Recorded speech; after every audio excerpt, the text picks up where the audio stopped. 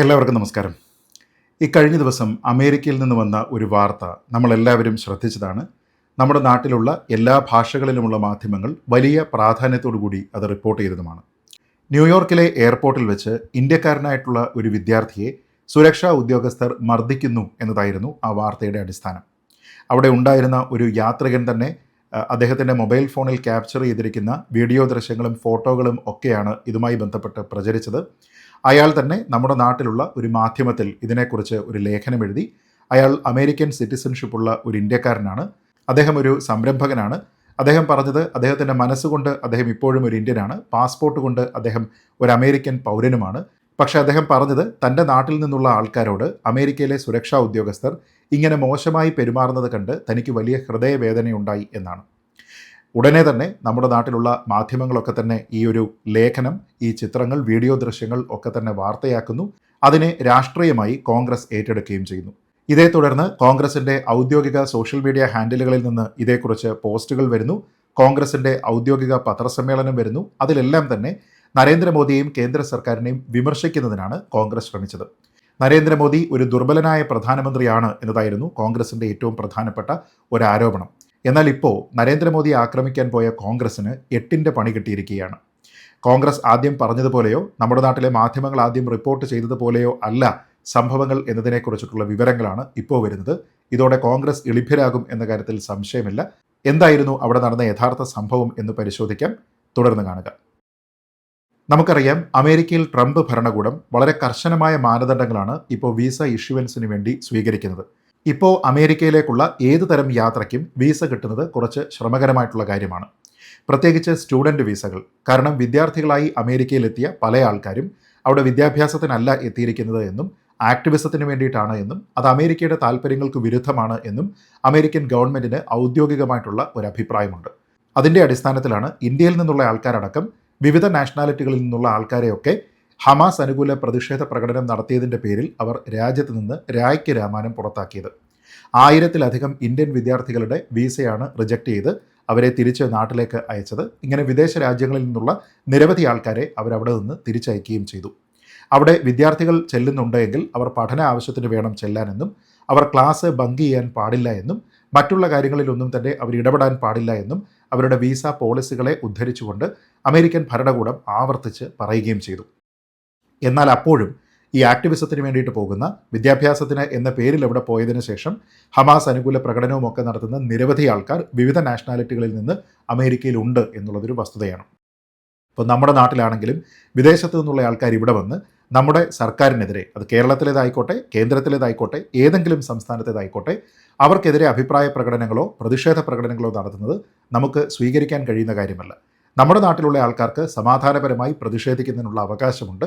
പക്ഷേ വിദേശത്ത് നിന്ന് വരുന്ന ആൾക്കാർക്ക്, ഇവിടെ മറ്റെന്തെങ്കിലും ആവശ്യത്തിന് വരുന്ന ആൾക്കാർക്ക് അങ്ങനെയൊന്നും ചെയ്യുക എന്നുള്ളത് അനുവദിക്കാൻ കഴിയുന്ന കാര്യമല്ല. കാരണം അതൊരു സുരക്ഷാ പ്രശ്നമാണ്, നമ്മുടെ രാജ്യത്തിൻ്റെ നിലനിൽപ്പിൻ്റെ പ്രശ്നമാണ്. അമേരിക്കയും അത്ര മാത്രമേ ചെയ്തിട്ടുള്ളൂ. അവരിവിടെ ചെയ്തിരുന്നത് ദേശീയ താല്പര്യത്തിന് വിരുദ്ധമായി വിദേശത്ത് നിന്നുള്ള ആൾക്കാർ അവിടെ ചെന്ന് പ്രതിഷേധ പ്രകടനങ്ങൾ നടത്തുമ്പോൾ അവരെയെല്ലാം കൃത്യമായി ഐഡൻറ്റിഫൈ ചെയ്ത് അവരുടെ എല്ലാം വിസ ക്യാൻസൽ ചെയ്തതിന് ശേഷം അവരെയെല്ലാം നാട്ടിലേക്ക് അയക്കുകയാണ് ചെയ്തത്. ഇത് കൂടാതെ വിസ ഓവർസ്റ്റേ ചെയ്തിരിക്കുന്ന, ഈ പ്രതിഷേധങ്ങൾക്കൊന്നും പോകാത്ത നിരവധി ആൾക്കാർ വേറെയുമുണ്ട്. അവരെല്ലാവരും അവിടെ അനധികൃത കുടിയേറ്റക്കാരായി വന്നിരിക്കുന്ന ആൾക്കാരാണ്. ആ രാജ്യത്തേക്ക് അനുവാദമില്ലാതെ പ്രവേശിച്ച് അവിടെ സ്ഥിരതാമസമാക്കി അവർക്ക് അർഹതയില്ലാത്ത ജോലികൾ ചെയ്ത് അവിടെ തന്നെ കഴിഞ്ഞ് അവിടെ ഒരു സാമൂഹ്യ ഭീഷണിയായിരുന്ന നിരവധി ആൾക്കാരുണ്ട്, ഇല്ലീഗൽ ഇമിഗ്രൻസ് ആയിട്ടുള്ള ആൾക്കാർ. അങ്ങനെയുള്ള ആൾക്കാരെയും ഇവരെല്ലാവരെയും കൃത്യമായി കണ്ടുപിടിച്ച് അവരെ എല്ലാം നാട്ടിലേക്ക് അയച്ചു. ഇങ്ങനെയുള്ള ആൾക്കാർ അപകടകാരികളാകാനുള്ള സാധ്യതയുണ്ട് എന്നുള്ളത് കൊണ്ടും അനധികൃത കുടിയേറ്റം എന്നത് അമേരിക്കയിൽ ഒരു ഫെഡറൽ ക്രൈം ആണ് എന്നതുകൊണ്ടും കുറ്റവാളികളെ ഏത് രീതിയിലാണോ അവർ ട്രീറ്റ് ചെയ്യുന്നത് ആ രീതിയിൽ തന്നെയാണ് ഇതിൽ ഓരോരുത്തരെയും അവർ ട്രീറ്റ് ചെയ്തത്. അതിൻ്റെ അടിസ്ഥാനത്തിലാണ് ഇവരെയൊക്കെ തന്നെ ചങ്ങലയൊക്കെ ഇട്ട് നാട്ടിലേക്ക് കൊണ്ടുവന്നത്. അതിൻ്റെ പേരിൽ ഇവിടെ കോൺഗ്രസ് ഉൾപ്പെടെയുള്ള വിവിധ രാഷ്ട്രീയ പാർട്ടികളും സാംസ്കാരിക നായകരുമൊക്കെ കേന്ദ്ര സർക്കാരിനെതിരെ ആഞ്ഞടിച്ചത് നമ്മൾ കണ്ടതാണ്. പക്ഷേ അതിലൊന്നും ഒരു കഥയുമില്ല. കാരണം അവരുടെ കോർട്ട് ഓർഡർ അനുസരിച്ചാണ് ഇവരെ എല്ലാം ഡീപ്പോർട്ട് ചെയ്യുന്നതിനും അവരൊക്കെ തന്നെ കുറ്റവാളികളാണ് എന്ന് കണ്ടെത്തുന്നതിനും ഒക്കെ തന്നെ അമേരിക്കൻ ഭരണകൂടത്തിന് കഴിഞ്ഞത്. ഇവിടെ ഇപ്പോൾ സംഭവിച്ചിരിക്കുന്നതും സമാനമായിട്ടുള്ള ഒരു കാര്യമാണ് എന്നുള്ളതാണ് ഇപ്പോൾ പുറത്തു വരുന്ന വിവരങ്ങൾ സൂചിപ്പിക്കുന്നത്. നമുക്കറിയാം, ഹരിയാനയിൽ നിന്നുള്ള ഒരു യുവാവാണ് ഇപ്പോൾ ഈ കേസിൽ ഉൾപ്പെട്ടിരിക്കുന്നയാൾ. ഒരു വിദ്യാർത്ഥിയാണ് എന്ന് പറയപ്പെടുന്നു. പക്ഷേ ഈ യുവാവിനെ അവിടെ സുരക്ഷാ ഉദ്യോഗസ്ഥർ കൈകാര്യം ചെയ്യുന്ന സമയത്ത് ഇയാൾ ഉറച്ചു വിളിച്ച് പറയുന്നത് ഒന്നും തന്നെ ഇംഗ്ലീഷ് അല്ല എന്നുള്ളതാണ് പ്രധാനം. അയാൾ സംസാരിക്കുന്നത് ഹരിയാൻവി ഭാഷ തന്നെയാണ്. ഹരിയാൻവിയും ഹിന്ദിയുമാണ് ഇയാൾ മാറി മാറി സംസാരിക്കുന്നത് എന്നാണ് ദൃക്സാക്ഷിയായിട്ടുള്ള ആൾക്കാർ തന്നെ പറയുന്നത്. അതിനർത്ഥം അയാൾക്ക് കൃത്യമായി തൻ്റെ കാര്യങ്ങൾ കമ്മ്യൂണിക്കേറ്റ് ചെയ്യാൻ ഇംഗ്ലീഷ് ഉപയോഗിക്കാൻ അറിയുമായിരുന്നില്ല എന്നുള്ളതാണ്. ഇംഗ്ലീഷ് അറിയാതെ അയാൾ ഏത് കോഴ്സിന് വേണ്ടി എന്ത് പഠിക്കുന്നതിന് വേണ്ടിയിട്ടാണ് അമേരിക്കയിൽ പോയത് എന്നുള്ളത് ഒന്നാമത്തെ ചോദ്യം.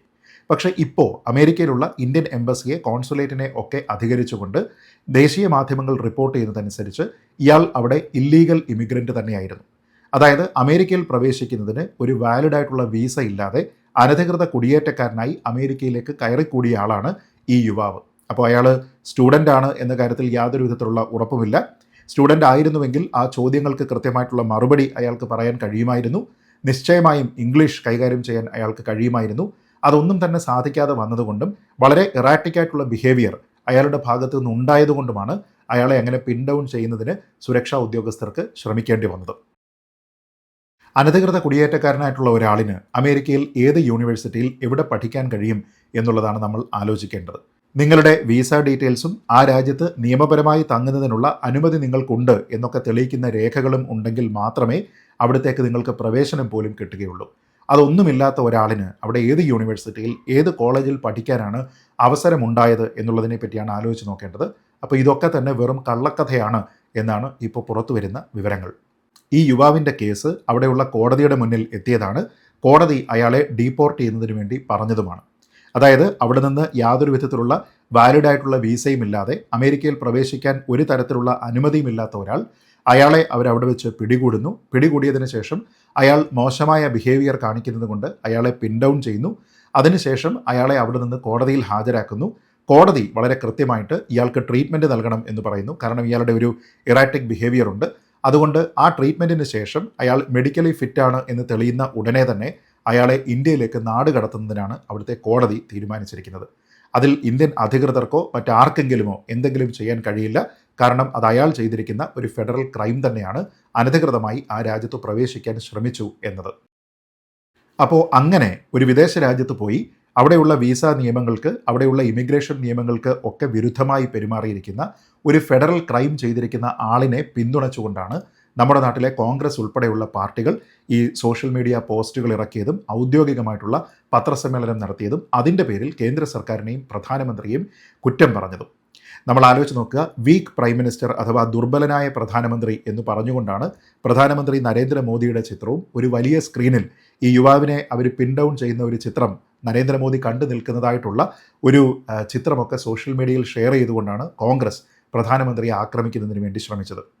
ഈ വിഷയമെല്ലാം കണ്ടുകൊണ്ട് കുനാൽ ജെയിൻ എന്ന പേരിലുള്ള ഒരാളാണ് ഇതിനെക്കുറിച്ച് ആദ്യമായിട്ട് ലോകത്തോട് വിളിച്ചു പറയുന്നത്. അയാളൊരു ലേഖനം എഴുതിയിട്ടുണ്ട്. അതിലൊക്കെ അയാൾ പറഞ്ഞിരിക്കുന്ന പല വാചകങ്ങളുമാണ് ഔദ്യോഗിക പത്രസമ്മേളനത്തിൽ കോൺഗ്രസിൻ്റെ പ്രതിനിധി തന്നെ ആവർത്തിച്ചത്. അതായത് കുറേയധികം സ്വപ്നങ്ങളുമായിട്ട്, കുറേയധികം പ്രതീക്ഷകളുമായിട്ടാണ് ഈ യുവാവ് അമേരിക്കയിലേക്ക് വന്നത് എന്നും അത് മുഴുവൻ തല്ലിക്കൊഴിക്കപ്പെടുകയാണ് എന്നും അക്കാര്യത്തിൽ നമ്മുടെ സർക്കാരിന് ഈ യുവാവിനെ പ്രൊട്ടക്റ്റ് ചെയ്യാനായിട്ട് ഒന്നിനും സാധിക്കുന്നില്ല എന്നും പറഞ്ഞുകൊണ്ടാണ് കേന്ദ്ര സർക്കാരിനെ ആക്രമിക്കാൻ കോൺഗ്രസ് ശ്രമിച്ചത്. എന്നാൽ അനധികൃതമായി ഒരു രാജ്യത്തേക്ക് പോകുന്ന ഒരാളിനെ നമ്മുടെ രാജ്യം ഒരു കാരണവശാലും ഒരു രീതിയിലും പിന്തുണയ്ക്കേണ്ടതില്ല എന്നുള്ളതാണ് പ്രധാനം. അവിടെ ഒരു ഫെഡറൽ ക്രൈം ഒരാൾ ചെയ്തിട്ടുണ്ടെങ്കിൽ അതിന് ആ രാജ്യം നിഷ്കർഷിക്കുന്ന ശിക്ഷ എന്താണോ ആ ശിക്ഷ ഏറ്റുവാങ്ങുക, അത് അനുഭവിക്കുക, നാട്ടിലേക്ക് തിരിച്ചയക്കുകയാണ് എങ്കിൽ ഇങ്ങോട്ട് വരിക എന്നുള്ളത് മാത്രമേ നമ്മുടെ സർക്കാരിനാണെങ്കിലും കണ്ടുകൊണ്ട് നിൽക്കാൻ കഴിയുകയുള്ളൂ. അല്ലാതെ ഇതിൽ മനുഷ്യത്വപരമായി പോലും ഇടപെടേണ്ടുന്ന ഒരാവശ്യവുമില്ല. കാരണം ആ നാട്ടിലുള്ള ആൾക്കാരുടെ സുരക്ഷിതത്വത്തിനെപ്പറ്റി, അവരുടെ മനുഷ്യനായി ജീവിക്കാനുള്ള അവകാശത്തിനെപ്പറ്റി, അവർക്കൊരുക്കേണ്ടുന്ന സുരക്ഷയെപ്പറ്റിയൊക്കെ തന്നെ മാത്രമേ ആ രാജ്യത്തിന് ഒരു ബോധറേഷൻ ഉണ്ടാകേണ്ടുന്ന കാര്യമുള്ളൂ. ഇങ്ങനെ അനധികൃതമായി ഊരും പേരുമില്ലാതെ, യാതൊരു വിധത്തിലുള്ള രേഖയുമില്ലാതെ, ആ നാട്ടിൽ പഠനാവശ്യത്തിന് വേണ്ടിയിട്ടുള്ള അനുമതിയില്ലാതെ കടന്നു കയറുന്ന ആൾക്കാർ അവരെവിടെയാണ് താമസിക്കുന്നത്, നാളെ അവരെന്താണ് ചെയ്യാൻ പോകുന്നത്, ഏതെങ്കിലും ഡ്രഗ് കാർട്ടലിലേക്ക് പോകുമോ, ഏതെങ്കിലും മാഫിയ സംഘത്തിലേക്ക് പോകുമോ, ഇതിനെക്കുറിച്ചൊന്നും തന്നെ അവർക്ക് യാതൊരു വിധത്തിലുള്ള ഉറപ്പുമില്ല. അപ്പോൾ അവിടെയുള്ള ആൾക്കാരുടെ ജീവനും സ്വത്തും ഒക്കെ സംരക്ഷിക്കേണ്ടുന്ന ഒരു സർക്കാർ ഇങ്ങനെയുള്ള അനധികൃതരായിട്ടുള്ള കുടിയേറ്റക്കാരെ ഒരിക്കലും പ്രോത്സാഹിപ്പിക്കാൻ പാടില്ല. മുൻപും ആൾക്കാരെ തിരിച്ചയച്ചപ്പോഴും അവരെ ചങ്ങലക്കിട്ട് കൊണ്ടുവന്നപ്പോഴും ഞാൻ പറഞ്ഞിരുന്ന അഭിപ്രായം അതുതന്നെയാണ്. കാരണം ആ രാജ്യത്തുള്ള അനധികൃത കുടിയേറ്റക്കാരെ എങ്ങനെ കൈകാര്യം ചെയ്യണം എന്നുള്ളത് ആ രാജ്യത്തിൻ്റേത് മാത്രമായിട്ടുള്ള ഒരു തീരുമാനമാണ്. അങ്ങനെ തീരുമാനമെടുക്കാനുള്ള പൂർണ്ണ അവകാശവും അധികാരവും ആ രാജ്യത്തിനുണ്ട്. കാരണം അതൊരു സോവറിൻ സ്റ്റേറ്റ് ആണ്. അപ്പോൾ യുവാക്കളെ സംബന്ധിച്ചിടത്തോളം യുവാക്കൾക്ക് പ്രതീക്ഷയുണ്ടാകാം, അവരുടെ ജീവിതത്തിനെക്കുറിച്ച് സ്വപ്നങ്ങൾ നെയ്യാം. പക്ഷേ ആ സ്വപ്നങ്ങളൊക്കെ നടപ്പാക്കണമെങ്കിൽ അതിനുവേണ്ടി വാലിഡായിട്ടുള്ള പെർമിഷനോട് കൂടിയിട്ട് വേണം നിങ്ങളൊരു രാജ്യത്തേക്ക് പോകുന്നതിന്. അതല്ല എങ്കിൽ നിങ്ങളവിടെ നാണം കെടുകയല്ല ചെയ്യുന്നത്, മറിച്ച് നിങ്ങളുടെ രാജ്യത്തിനെ നിങ്ങൾ അപമാനിക്കുകയാണ് ചെയ്യുന്നത്. അതുകൊണ്ട് ഇവിടെ നമ്മളെല്ലാവരും കൂടി ചേർന്ന് നിന്ന് ഈ യുവാവിനൊപ്പം നിന്നുകൊണ്ട് അമേരിക്കയോട് ചോദ്യങ്ങൾ ചോദിക്കുകയോ ഇന്ത്യൻ ഗവൺമെൻറ്റിനോട് ചോദ്യങ്ങൾ ചോദിക്കുകയോ അല്ല വേണ്ടത്, മറിച്ച് നമ്മുടെ രാജ്യത്തിൻ്റെ പേരിനെ കളങ്കപ്പെടുത്തുന്നതിന് യാതൊരു വിധത്തിലുള്ള അധികാരവും അവകാശവും അനുമതിയുമില്ലാതെ നിങ്ങൾ എന്തിന് അമേരിക്കയിലേക്ക് പോയി, എന്തിന് ഞങ്ങളുടെ നാടിന് ചീത്തപ്പേരുണ്ടാക്കി എന്ന ചോദ്യമാണ് ഈ ഹരിയാനക്കാരനായിട്ടുള്ള യുവാവിനോട് നമ്മൾ ചോദിക്കേണ്ടത്. എന്തായാലും നിലവിൽ പുറത്തു വന്നിരിക്കുന്ന വിവരങ്ങളനുസരിച്ച് ഈ യുവാവിനെ അയാൾ മെഡിക്കലി ഫിറ്റാണ് എന്ന് തെളിയുന്ന പക്ഷം ഇന്ത്യയിലേക്ക് ഡീപ്പോർട്ട് ചെയ്യുന്നതിനുള്ള തീരുമാനമാണ്. അതിനെ അപ്പീൽ ചെയ്യുന്നതിനോ ചാലഞ്ച് ചെയ്യുന്നതിനോ ഒന്നും തന്നെ ഇന്ത്യൻ സർക്കാരിന് സാധ്യമല്ല. കാരണം അയാളുടെ കയ്യിൽ രേഖകളില്ല എങ്കിൽ അങ്ങനെ രേഖ ഒപ്പിച്ചു കൊടുക്കേണ്ടുന്ന, ഡിപ്ലോമാറ്റിക് പരിരക്ഷ കിട്ടേണ്ടുന്ന നയതന്ത്രജ്ഞനൊന്നുമല്ല ഈ യുവാവ് എന്നുള്ളതാണ് പ്രധാനം.